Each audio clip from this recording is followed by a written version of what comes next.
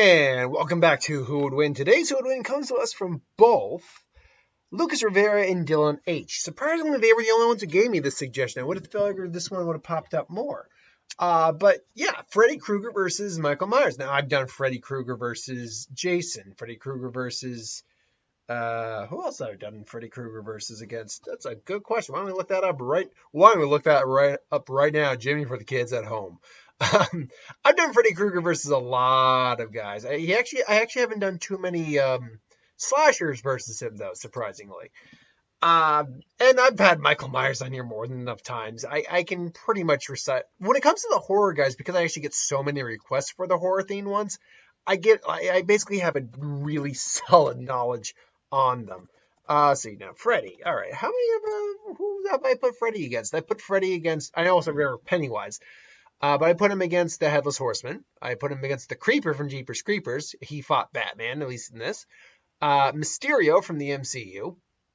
Darkrai from Pokemon. Jeff the Killer. The Krampus. Pinhead. Pennywise. And Pennywise the Dancing Clown. But yeah, Michael Myers. And you know what? From what I can tell, I never actually put him against Jason, legitimately. So I guess that's a video for another time. Anyway, I digress. So first off, there's two different versions of this fight we have to address. The fight that takes place in the dream world and the fight that takes place in the real world. Now, in the dream world, Freddy's clearly going to have the advantage. Freddy's power technically has no bounds or limits in the dream world. It's whatever he can create and do, pretty much. Now, if you can lucid dream, you do stand a better chance against him in the dream world. His fear does give him a certain level of power over you. If you lose your fear of him, it does weaken him to an extent. But it's not the same as with Pennywise. He'll still slash you up. He's not a supernatural being in the same sense that Pennywise is, being the type of being Pennywise is. He was just a guy before he got basically... That's right. They're going to be upset. Like, the ones that gave me this job, the dream demons, as they were from Freddy's Dead. Anyone remember that one? Where he only killed, I think, 2 different people in that entire movie. Regardless, but anyway, Freddy Krueger was a child murderer and possibly pedophile as well. Though that's never truly been said unless you count the reboot. Excuse me. Yeah, okay, I had that coming up on me. But yeah, unless you count the reboot, he was a child killer. He was also just a terrible dude.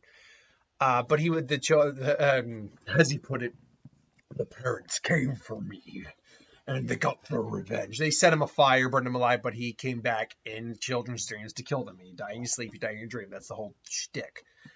Now, in the dream world, as I just said, Freddy's abilities are pretty much limited. Like, he can literally reality warping, conjuring, summoning, anything. It's anything Freddy can think of, he can do.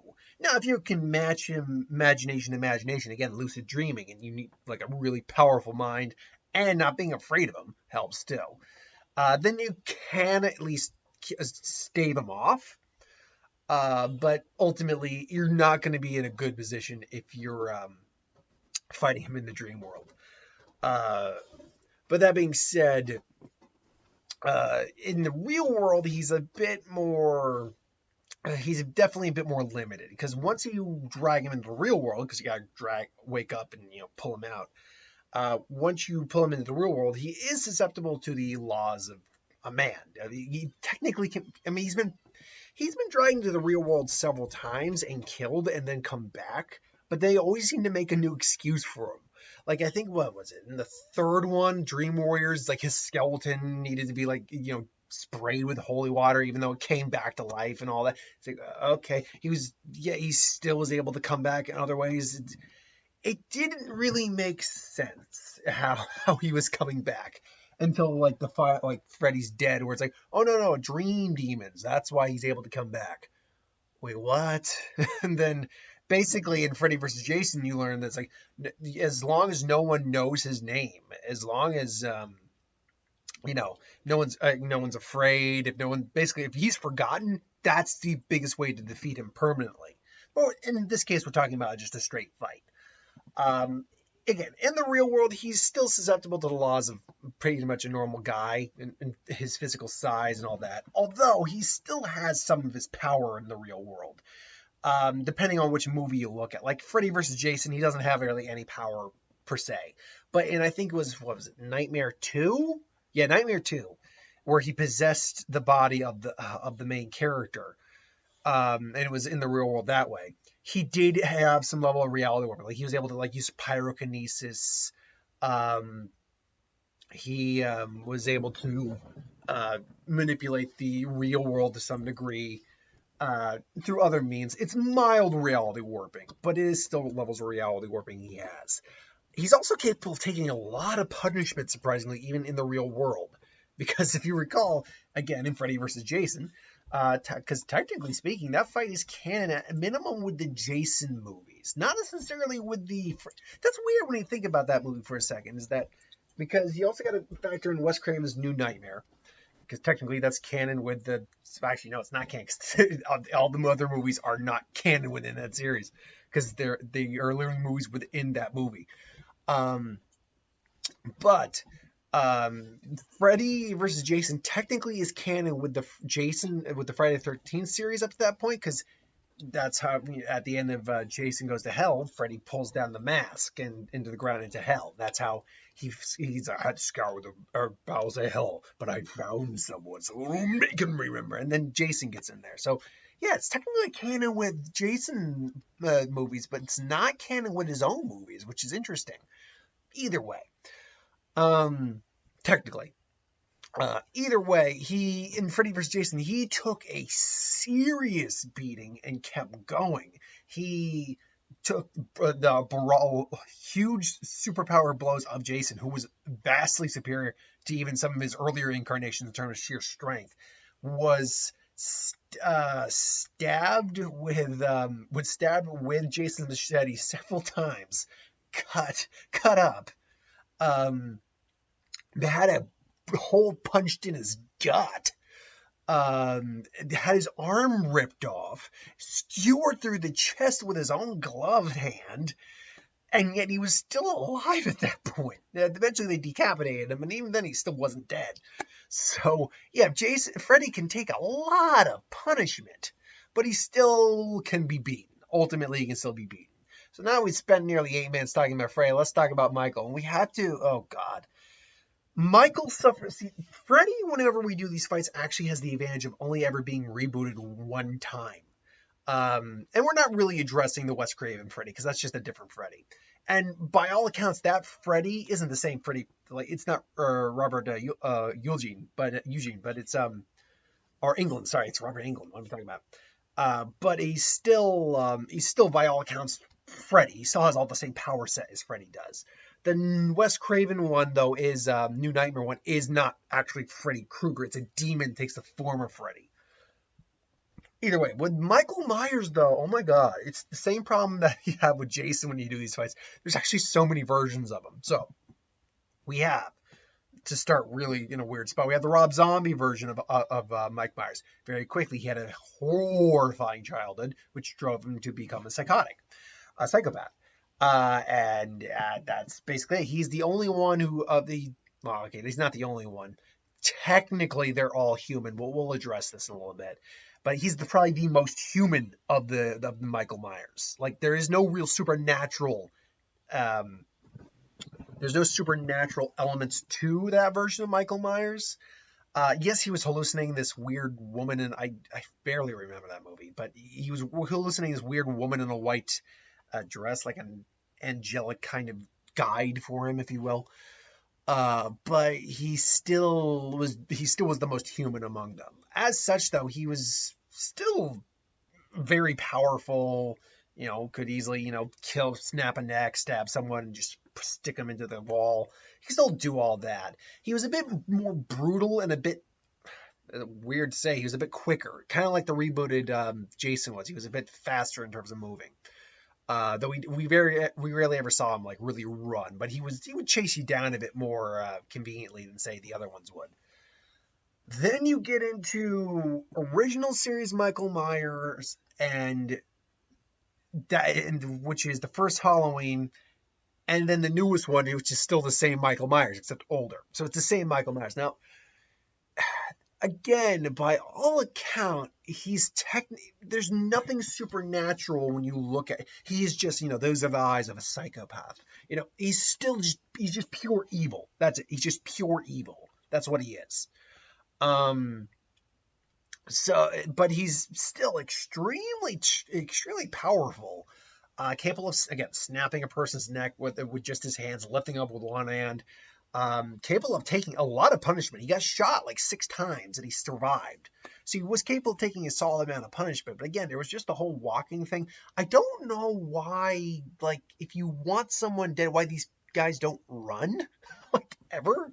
I'm not certain why. I guess the implication is that because he's the boogeyman, that he just appears. He just kind of just silently walks and appears.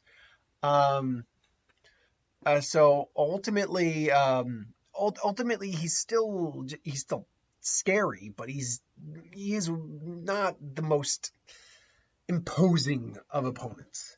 Now, keep in mind, every version of Michael Myers we've talked about so far is, by all accounts, human. You can make the argument, no, it's supernatural and stuff like that. We'll get to the supernatural elements. But unfortunately, for those of you trying to argue that he's not human, he's still human, but there are supernatural elements to the other versions of him. And the other versions of him are basically Halloween, and actually, technically, Halloween 2 is a different version of Michael Myers 2, but it's technically the same Michael Myers for the first one, but they ignored the second one to do the oh my god, the sequel. It's such a clusterfuck with this series. Anyway, I believe they ignored the continuity with either in the with the second or with the first one or a second one, going into the fourth one. I can't remember which one they ignored. I think they may have ignored the second one. I can't recall exactly. Either way, I feel like one of them was ignored. Either way, the Michael Myers that we have in the 4th or 6th film is also not the same as H2O or Resurrection. We will not be addressing those because that's really just beating a dead horse with all this, they're pretty much the same human type Michael Myers. However, we get the reveal throughout the 4th and the 5th, 6th films of the series that Michael Myers actually was, it was the Cult of Thorn, and he had a symbol on him. And basically what it was is the symbol was giving him supernatural abilities. That's why he was the way he was. It did drive him insane as a kid. It drove him mad. He became a killer. And there is one scene where he's trying to hunt down his niece where niece does get him to take his mask off. And there is, you see a tear rolling down Michael Myers' eye. He doesn't want to be doing the things he's doing, but he can't stop himself. He's literally not in control. There's that whatever shred of humanity is in there is buried so deep, it just can't push up against all the darkness in him. And you could blame the Cult of Thorn to that. The Cult of Thorn basically made him basically whatever the abilities the Cult of Thorn gave him basically is what gives him the ability to kind of just appear, kind of have a homing sense on his target, enhanced physical ability. He is quick to recover from wounds. Should know that he does have some sort of a healing ability, but it's a long-term type of healing ability. It's not a Wolverine type healing ability where it's he's gonna lose it, he's gonna get a giant gash. That gash just heals up instantaneously. No, it's not like that. He'll have that gash for a good long while, but he will recover. The only thing we haven't really seen is someone try to either blow him up or decapitate him. Well, that's actually not true. We've seen someone try to decapitate him. It's just we're talking about within that series. We saw in H2O she tried to decapitate him, and that didn't quite work out because it was not actually Michael Myers. So we have Rob Zombie, we have original reboot, and we have semi-supernatural Michael Myers. Against Freddy Krueger, how does this work out? Okay, first out, let's get the dream world scenarios out of the way right now. While Michael Myers probably isn't going to be afraid of... I liken it a bit to this Jason Voorhees fight, where Jason isn't inherently afraid of Freddy, which is why Freddy isn't able to really overcome him. Freddy's dominating that fight, but he's not able to put him down. It's why won't you die? He's one of those things. I feel like he's going to be dishing out a lot of damage to every version of Michael Myers, but Michael Myers is just going to keep getting up, is the thing. Although, like skewering him, that's gonna, skewering him like impaling him on a pole, that will definitely hurt. Like he's not gonna just instantly recover from that, like Jason kind of did, because Jason at that point was a freaking zombie. Um, Crushing him and doing the pinball thing, it's not gonna, it's gonna hurt him, but it's not gonna kill him. But the difference here with Jason versus Michael, and this is actually a negative on Jason's part, and we're just talking about that movie, by the way. We're not talking about Jason as a whole or whatever. That one iteration of Jason, let's keep in mind, that one iteration of Jason, that Jason still was actually afraid of something. He was actually afraid of water for some reason. Here's the thing. It doesn't make sense within the continuity of Friday the 13th, but when you actually think about it, it would make sense that he'd have a phobia of water given what happened to him. It's just he got over it when he got older. But, technically speaking, he's actually still very much a kid he has a child's mentality when you ultimately think about it. He's still just a very large kid with killing abilities and a machete, in a grown man's body. Because, though that being said, just because he was deformed doesn't mean he was developmentally challenged. They never actually say that. We know, like, Leatherface is developmentally challenged. We know that. But we don't know if Jason is developmentally challenged. We know he's not well, but is he like is he similar to like Leatherface, where he's like developmentally stunted, or is he just deformed? It's actually a fair question. I don't think that's ever been brought up. I think most of the time we just see him deformed, we just assume, but that's kind of unfair. So like I said, the difference is that Jason not only had somewhat of a mentality of a child, as far as we could tell, a simpler mentality. He also actually had something he was afraid of. But the problem is with any version of Michael Myers is that there's not really anything we know he's afraid of. He's really just the one emotion psychopaths do tend to feel is rage and anger because they can't feel anything else, which they run like a cold logic train, and because of that they are prone to anger, especially not getting their own, especially when they're not getting their way. Now, it's difficult to say if because of that Michael would actually have an edge on Freddy in the dream world. My idea, my thought anyway, is that no, he would not. Even though he wouldn't be afraid of him, because Jason really up until that point wasn't afraid of him, and Freddy was still dominating the fight. I feel like it would be the same thing here. Yeah, he's not going to be afraid of Freddy, but Freddy could easily just take his head off. He can do whatever he wants to Michael here. It's like Michael can't kill him in the dream world. Freddy's pretty much got all the power, and Michael probably isn't aware of how to lucid dream or anything like that. But if you, in the dream world, Freddy takes the win. I feel that's just a pretty safe bet. But in the real world, what happens here? Against supernatural Mike Myers, I'm actually going to get that one out of the way first. I actually think Mike Myers would take the win here. And it's unlike with something, it's weird because like putting him against Pennywise, when I did that, it's like there was a lot more we could do with that fight because Pennywise feeds off fear and Freddy not being afraid of him would actually hurt him. Here it's just like, no, by all accounts, you're just dealing with a very powerful guy that can't be put down very easy. And all your bladed glove is fine. It could slice him up a bit, but we've seen Michael Myers has reflexes enough to catch that and then just start stabbing and twist his head, whatever. He would, even with a little bit of reality warping he has, I don't know if that'd be enough to really overpower him. So, and because he's supernaturally enhanced, that version of Michael would likely actually take the win on that. Against the other two versions, though, that's the real kicker. The Rob Zombie Mike Myers, did seem larger and stronger than the just naturally, like he just had a bigger build than the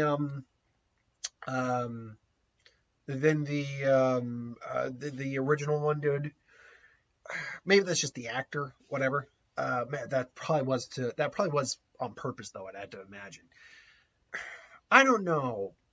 Against the original one, I actually feel like Freddy probably would win. We know he moved faster. lot of the time than Michael ultimately did. He would actually run just and probably stay out of range more than anything else. Just, when Michael comes in, he just avoids and he just tags him again, just until he basically just like cuts his throat or something. So I would actually probably give the win to Freddy on that one. But then you factor in finally the Rob Zombie one, who's definitely a lot more brutal, a lot more ruthless, kind of. I mean, yeah, there were some brutal kills in the Friday series, but because of the nature of the Rob Zombie films, it was clear that he was going for brutality. That's what he was going for. And by that admission, he came off as more brutal. I think he was also probably a little quicker, too. So, that one I actually would probably give to the Rob Zombie Mike Myers, because even though Freddy is still pretty quick, he's also really he's really just a regular guy in terms of his build, whereas that Michael Myers was clearly a very large, powerful guy. Yet he could still move quick when he had to, from little I remember. So ultimately, I would actually say the majority winner here. Crap, it's a tie. I just realized. It's a tie. God damn, it's a tie. Because I think Freddy takes all the dream wins, but he won one against the. Okay, so just for the tiebreaker, let's throw H2O and Resurrection in here, and that's actually. Let's bring that up real quick. Resurrection, because it's the same. It's the same Michael Myers. That Michael could take a lot of being. Actually, was able to. He didn't take the chainsaw that was used on him, because let's also be clear. I'm not trying to sound sexist. The woman using it was not really using it appropriately. Like, she wasn't just, no, she was like, she was tapping him with the damn thing. So it was like, no, that's not how you do it. Jam it into him or something. Don't just tap him with it. And so, again, not sexist to say women can't use chainsaws, but she was also not a very, she didn't have the, from what I remember anyway, she didn't have the build to be using it effectively, from what I could. She was a pretty skinny girl, is what I'm trying to say.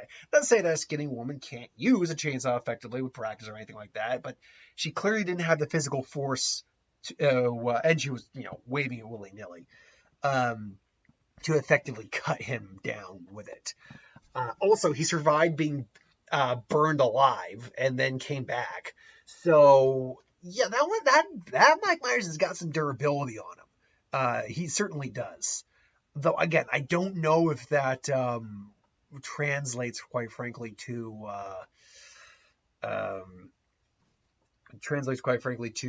supernatural ability, or if it's just the standard slasher trope ability.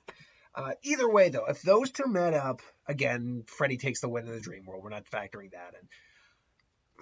Because of how much we saw him take, surprisingly, in that movie, I would actually go with Michael Myers. It comes down to how much Michael could take and eventually catching Freddy off guard and just taking his neck, ripping out his throat or something like that. So, tiebreaker, surprisingly, even though I like Freddy more, because Freddy actually has personality, and personality goes a long way. I'm actually going to go Michael Myers long-term in this fight, surprisingly. I'm a little surprised by myself here, but I'm actually going with Michael Myers for the tiebreaker. But ultimately, that is just my opinion. I surprisingly think Michael Myers would take the majority wins, only because we know Freddy beating them all in the dream world only counts as one win for Freddy. That's how I factored that in. But the fact is that the majority of the fights that people would probably want to, get the opinion on is in the real world. And in that case, I think Mike Myers. But again, my opinion, what do you think in the comments below? Do you think he wins? Do you think he wins? Let me know in the comments below. Let me know. I'm repeating myself now. Thanks for watching, though. Hope you enjoyed. Like, comment, share, subscribe. As always, if you want us to review something, put in the comments below. Let us know. We'll do a review of it at some point. And ideas for who would win, Star Wars, Super Magic, what if, anything new on the channel, put that in the comments below as well. I'll get that at some point. So thanks for watching. Hope you enjoyed, and I'll see you next time.